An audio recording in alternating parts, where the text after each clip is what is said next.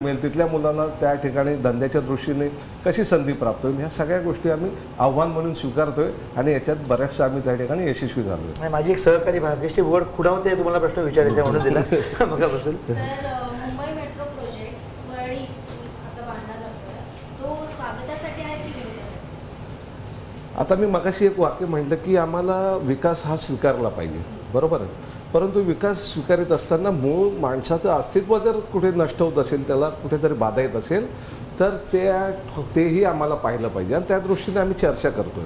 त्या दृष्टीने संबंधित मग शासकीय असतील, निमशासकीय असतील आणि इतर काही असेल तर त्याच्या बाबतीत आम्ही चर्चा करतोय. आता मेट्रोच्या बाबतीत मेट्रोचा मार्ग आखला गेला त्यावेळेला सगळ्यात पहिलं मी तर प्लॅनवरच माझं लक्ष होतं की कुठल्या आमच्या वस्ती या ठिकाणी अबाधित होत आहेत का, कोणाला याचा त्रास होतोय का. परंतु ह्या सगळ्या गोष्टी आम्ही त्या ठिकाणी ठेवून त्यांना कुठलाही त्रास होणार नाही किंवा एखादी गोष्ट जर अबाधित होत असेल तर त्याच्यावरती पर्याय काय, या सगळ्या गोष्टीची आम्ही त्या ठिकाणी संपूर्ण व्यवस्था करून मगच अगदी शिवसेनेच्या भाषेत मी असं सांगितलेलं आहे, याद राखा पहिल्यांदा आमच्या माणसांची जी काही इकडची सोय आणि सुविधा ते आणि नंतर तुमचा मार्ग. आम्ही मार्गाला विरोध करत नाही, परंतु जर हे केलंच नाही तर शिवसैनिक म्हणून मी तुमचे हे सगळे खांब आहेत हे सगळे बाजूला फेकून देईन, हे मी सांगितलेलं. आज जरी आमदार असलो तरी माझ्यातला कार्यकर्ता संपला नाही किंवा शिवसैनिक संपला नाही.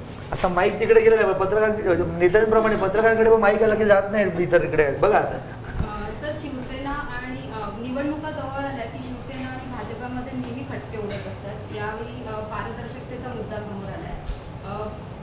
एवढी अनेक वर्ष झाली युती आहे दोघांमध्ये, पण आत्ताच का हा मुद्दा समोर आलाय? म्हणजे एवढी वर्ष झाली पारदर्शकता नव्हती का दोन्ही पक्षांमध्ये? आता हा जनतेने प्रश्न समोरच्या बाजूला विचारावा की इतक्या वर्षात पारदर्शकता आपल्याला आठवली नाही का, बरोबर आहे. आणि जो काय गेल्या अनेक वर्ष महापालिकेमध्ये आम्ही काम करतोय त्या कामामध्ये ही मंडळी सहभागी होती. महत्त्वाच्या कमिटी असतील, महत्त्वाची पदं असतील, तिथे ही मंडळी होती. मग जर पारदर्शकता आपण भविष्यात आणणार असाल तर याच्या आधी काम केलं ते कोणतं होतं, त्याच्यामध्ये पारदर्शकता नव्हती का? मग त्याच्यामध्ये पारदर्शकता आणण्याच्या दृष्टीने त्यावेळेला तुम्ही का उपाययोजना सुचवलेल्या नाहीत? अगदी अलीकडेच काल परवा आमच्या शिवसेनेच्या एका ज्येष्ठ नेत्याने प्रश्न विचारला. हाच प्रश्न मग राज्य सरकार किंवा केंद्र सरकारमध्ये तुम्ही त्या ठिकाणी उपस्थित करणार का? त्या कामामध्ये पारदर्शकता कशी आणणार वगैरे. त्याच्यामुळे ठीक आहे, हे सगळे प्रश्न पारदर्शकता वगैरे वगैरे सगळे ठीक आहे. युती पाहिजे की नको हे सगळ्या चर्चा म्हणून ठीक आहे, परंतु शिवसैनिक म्हणून सांगतो की शिवसैनिक म्हणून आम्ही या सगळ्या गोष्टीला सामोरे जायला तयार आहोत. लोकांची मानसिकता शिवसेनेसोबत येण्याची आहे, त्याच्यामुळे लोकांच्या मानसिकतेबरोबर आम्ही जाऊन आम्ही आमचं यश या ठिकाणी निश्चितच त्या ठिकाणी राखून ठेवलेलं आणि भविष्यात ते अजून मोठ्या प्रमाणात मिळवू. आता दुसऱ्या बाजूने दुसऱ्याने विचार करायचा आहे, आपण पारदर्शकतेच्या नावाखाली थांबायचं की पुढे जायचं. म्हणजे या मुद्द्यावरून शिवसेनेवर कुरघोडी होते असं आहे? नाही, चर्चा म्हणून ठीक आहे, कुरघोडी नाही. कुरघोडी म्हणाल तर आम्ही खूप पुढे निघून गेलेलो ते तुम्हाला रिझल्ट नंतर दिसेल कोणी कुणावर कुरघोडी केली ते. तुमच्या त्या शिवसेनेत जसा जागा असतो तसं आमच्यातला पत्रकारही जागा असतो. हाडाचे नाही, हाडा मासाचे पत्रकार आहेत. मिलिंद सागरे मंत्रालय विशेषतः राजकीय वार्तांकन करतात. वरळीमधून पण जागा मागतील, कारण भाजपा तिथे काही प्रमाणात पसरलेली आहे. तर तुम्ही एक आमदार म्हणून भाजपला जागा सोडायला तयार आहात का? हा माझा पहिला प्रश्न. आणि दुसरा प्रश्न असा आहे की मागील विधानसभा निवडणुकीच्या वेळी तुम्ही अजून एका सुनीलचा पराभव केलेला होता, तर युती झाली तर दोघे सुनील मिळून प्रयत्न करणार का शिवसेना भाजपा युतीला वरळीमध्ये वरती काढण्यासाठी? दोन प्रश्न. अडचणीचे नाही ना. बघा, आपण एक म्हण आहे ना, थेंबे थेंबे तळे साचे, बरोबर आहे. हरकत नाही, कोण बरोबर आलं तर एखादं काम 2 दिवसांनी बरोबर आलं तर तेच काम एका दिवसातही होते. आले तर स्वागत आहे, नाहीतर मग आम्ही आमची मेहनत करायची तयारी आहे. वरळीच्या बाबतीत म्हणाल तर आज संपूर्ण ठिकाणी शिवसेनेचा वर चष्मा आहे. तिथे कोणीही कितीही आग्रही झाला की मला हे द्या ते द्या तर निश्चितच ते म्हणजे द्यायलाच पाहिजे असं नाही. परंतु युती धर्म पाळायचा म्हटलं तर कुठेतरी त्या बाबतीत आम्ही थोडेसे आमच्या मनामध्ये त्या बाबतीत सॉफ्ट कॉर्नर आहे. एवढं तुमच्या ठरलं का आता शेवटी लहान भाऊ कोण मोठा भाऊ कोण? नाही, ते सुरू आहे ना अजून. बरेच ठरतच नाही आहे. गेले अनेक वर्ष लहान मोठा भाऊ शिवसेना होती महाराष्ट्रात, आता अचानक भाजपा झाली आहे. एकदाच ठरलं तर मतदारांना पण बरं पडेल सगळं निर्णय लावायला. एक आहे की बाळासाहेब या देशाचे नेते होते. बाळासाहेब हे आमच्या दृष्टीने आमचे राजे होते, हिंदू हृदय सम्राट होते. त्याच्यामुळे शिवसेना ही नेहमीच मोठी आहे. कोणी किती आपल्या पेपरवरती लहान मोठं वगैरे जी बाळासाहेबांची शिवसेना आहे ही देशातली मोठी सेना आहे आणि सातत्याने आम्ही मोठे आहोत हे अगदी अभिमानाने सांगू. मग कोणी किती आपल्या भाषेत ते त्याच्यात फेरफार करू. मंगल हनुमते प्रश्न विचारायचा तुम्हाला. मंगल हनुमते. सर तुम्ही म्हणाल की विधीचा प्रश्न तुम्ही मार्गी लावलाय, ठीक आहे, पण लोकांचा म्हाडाला विरोध आहे, त्यांच्या बऱ्याचशा मागण्या आहेत, त्या तुम्ही म्हणजे भाजपचं सरकार असल्यावर त्याकडे लक्ष देत नाही. लोकांचा विरोध काय आहे म्हाडालाही, त्याबाबत तुम्ही काय सांगाल? नाही, एक लक्षात ठेवा, ह्या सगळ्या बाबतीत आम्ही अनेकदा लोकांशी बोलतो. किंबहुना लोकांना घेऊन मी बऱ्याचशा मिटिंग म्हाडामध्ये म्हाडाच्या संबंधित अधिकाऱ्यांशी केले आहे. आजही म्हाडाकडे जवळजवळ 80 लोकांचा स्टाफ हा बीडीचा डेव्हलपमेंटचं काम करतो आहे. लोकांची एक अशी समज होती की हे संपूर्ण काम म्हाडा करते, परंतु म्हाडा हे काम करत नाही. म्हाडा नोडल एजन्सी आहे आणि म्हाडा ग्लोबल टेंडर मागून काम करणार. हे ज्यावेळेला आम्ही लोकांना पटवून दिलं त्यावेळेला आज लोक म्हणतात की काम कधी सुरू करणार ते सांगा. सर आम्ही लोकांशी पण बोललेले आहे, त्यांचं म्हणणं आहे की तुम्ही जे 18 फ्लोमध्ये जे केलेलं आहे की संमती, रहिवासी संमती हा मुद्दा काढलेला आहे, त्यांची संमती घ्यावी असं म्हणणं आहे, त्यामुळे ते काम सुरू करू देणार नाही. त्याच्यावर आता आपली भूमिका काय? हे बघा, लोकांच्या संमतीशिवाय कुठलंही काम होत नाही. एखादं काम करायचं लोकांचा सहभाग असला पाहिजे. या जागेचा जो मालक आहे ते म्हाडा आहे आणि जर त्या जागेचा मालक ठरवतो की माझ्या घराचं मला डेव्हलपमेंट करायची आहे, त्यावेळेला त्या संमतीची आवश्यकता नाही. तरीसुद्धा आम्ही म्हाडाला ही विनंती केलेली आहे की लोकांना कुठल्या ना कुठल्या तरी माध्यमातून आपल्याला याच्यात जर इन्व्हॉल्व करायचं असेल तर त्यांची संमती म्हणण्यापेक्षा त्यांची इन्व्हॉल्वमेंट याच्यामध्ये कशी असेल ते आपल्याला कुठल्या तरी नियमाच्या रूपाने त्या ठिकाणी आणावे लागेल. काय होते बघा, आपल्याला आज अनेक प्रायव्हेट प्रोजेक्ट रखडलेले का दिसतात? एक तर 70% संमतीची अट असते आणि 70% संमतीची अट त्यावेळेला तिथे असताना आज त्या ठिकाणी अनेक गैरप्रकार होतात किंवा त्याच्यामध्ये काही स्वार्थी लोक त्या पटकन पुढे येतात. आज इथे तसं होता कामा नये, या प्रोजेक्टचा बट्ट्याबळ होता कामा नये हा हेतू आहे.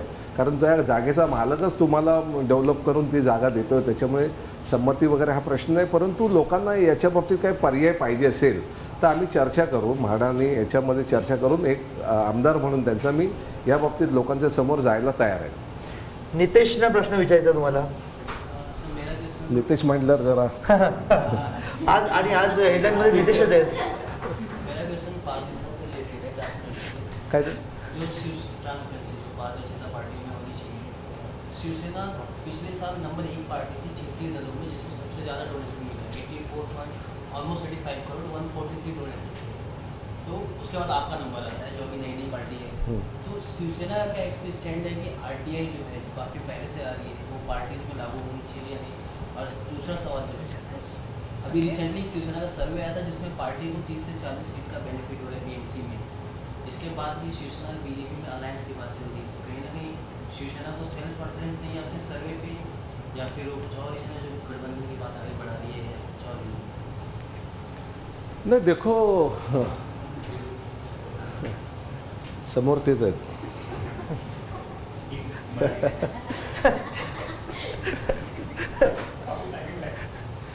मी मराठीतच बोललो ना. असं की आम्ही ज्याला युती धर्म बोलतो, आजपर्यंत आपण युती म्हणून आम्ही लोकांच्या समोर गेलो, बरोबर आहे. आणि युती म्हणून लोकांनी गेली अनेक वर्ष आमचं स्वागत केलं आहे. युती म्हणून आम्हाला त्या ठिकाणी स्वीकारलेलं आहे आणि एक चांगली परंपरा या ठिकाणी सुरू असताना ती खंडित होऊ नये ही त्यामागची एक चांगली आमची भावना आहे. आणि त्या दृष्टीने आम्ही सगळे आमच्या वरिष्ठ पातळीवर शिवसेना नेते किंवा शिवसेना नेत्यांच्या पातळीवरती याबाबतीत हे बोलणं सुरू आहे.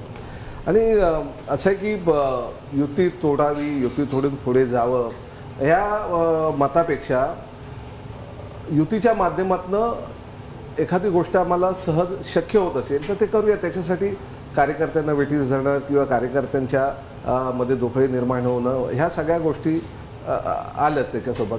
युती होत असताना आपण या युतीच्या माध्यमातून पुढे जाऊन यश आपल्याला सहज मिळत असेल तर ते मिळवायचं. दुसरी गोष्ट, सर्वे तुम्ही सांगितलं, मी नाही सांगितलं, बरोबर आहे, हे आम्हालाही माहिती आहे. आणि म्हणूनच मगाशी म्हटलं की युती हो न हो आम्ही भगवा महानगरपालिकेवरती 100% फडकवतोय त्या ठिकाणी आणि आम्ही आमची तयारी आहे. परंतु लोकांची आजची एक पहिल्यापासून बनलेली मानसिकता आहे, त्या मानसिकतेला तडा जाऊ नये. आणि लोकांचं हेच म्हणणं आहे की युती म्हणून तुम्ही पहिल्यापासून येत आहे तसे या, नाही आलं तर मात्र आम्ही शिवसेनेसोबत जायला तयार आहोत. असं अनेक जेव्हा नागरिकांशी मी बोललो त्याला लोकांनी उत्तर दिलं. त्यानंतर मला ते RTI काय कुठला प्रश्न विचारला? ट्रान्सपरन्सी, पारदर्शकता. Highest party Chhetri party. प्रादेशिक पक्ष म्हणून शिवसेनेचं अस्तित्व कायम राखणं हां, किती सोपं आहे?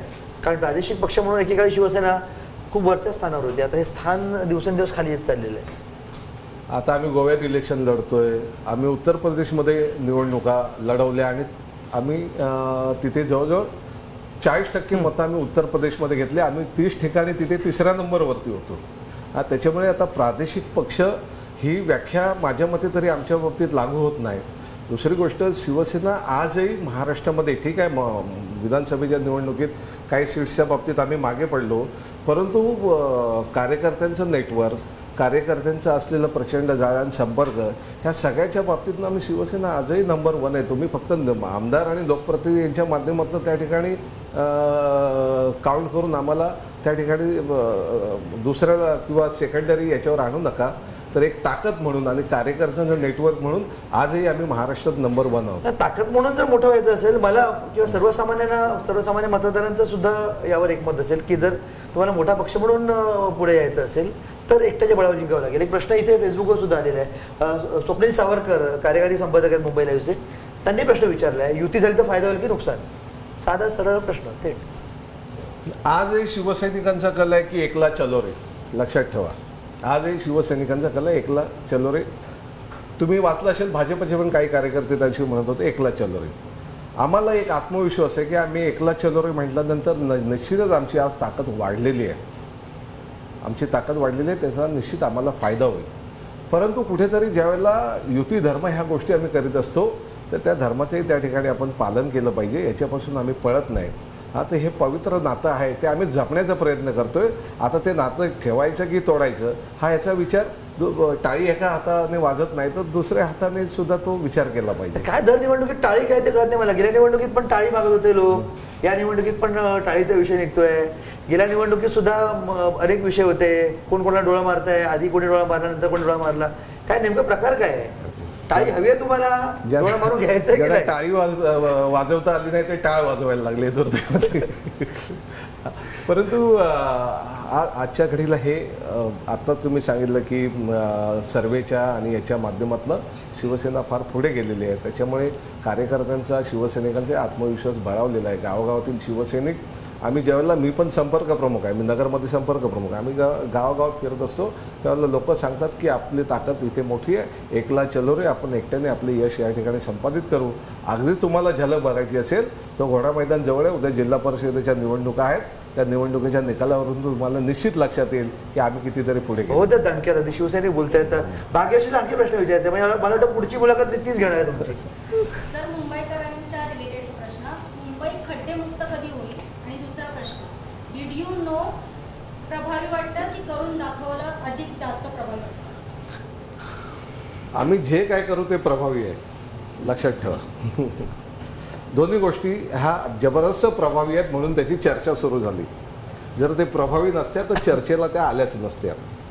मुंबई खड्डेमुक्त खरं म्हणजे तुम्ही आज इतक्या वर्षाच्या तुलनेत बघा, जर आपण आकडेवारीत गेलो तर पूर्वी असलेलं प्रमाण रस्त्यांवरचं आणि ह्या वर्षी प्रचंड पाऊस पडून पण असलेलं प्रमाण आपण हे कबूल केलं पाहिजे की ह्यामध्ये खूप सुधारणा झालेलं आहे.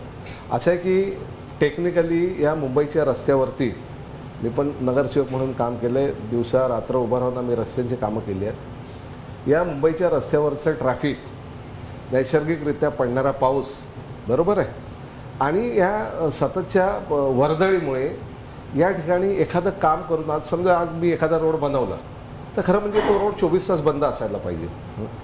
तो संपूर्ण त्याचं नेट मिक्सिंग करून तो त्या ह्याला मॅच व्हायला. परंतु एकंदर मुंबईची परिस्थिती पाहता सगळं काय रहदारी ट्रॅफिक सुरू असतानाच ते करावं लागतं. मग एका रात्रीत रस्ता बनवायचा, त्याच्यावरून परत सकाळी मग ते डंपर आणि टँकर जायचे, त्याचं लाईफ काय होणार? मग कुठेतरी ह्या सगळ्या गोष्टी थोड्याफार दिसत असतात आणि याचा दोष मात्र शिवसेनेवरती मारला जातो. तांत्रिकदृष्ट्या सुद्धा याच्यामध्ये आपण विचार केला पाहिजे की त्याचं कारण काय, ह्याचं मूळ कारण पण शोधायला पाहिजे.